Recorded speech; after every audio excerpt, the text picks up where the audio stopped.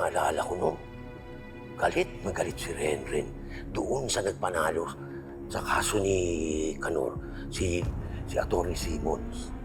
At ang balita ko, dinala niya ito hanggang sa pagtanda niya. Alam niyo po ba kung nasa na ngayon si Renren?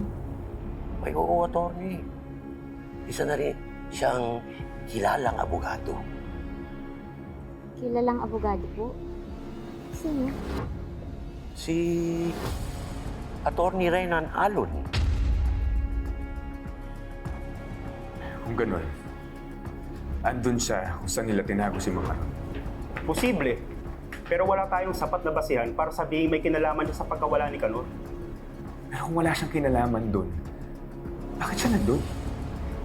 Then we need to invite them for further questioning.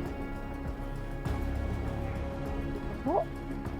Ano pong sinasabi niyo? Si Renren Feliciano, si Atty. Renan Alon?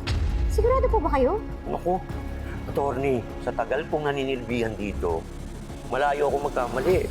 Matagal ko na sinusubaybayan at ang buhay ni Renren.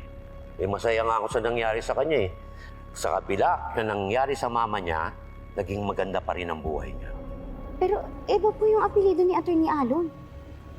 Dahil ho, ginamit niya yung apelido ng papa niya.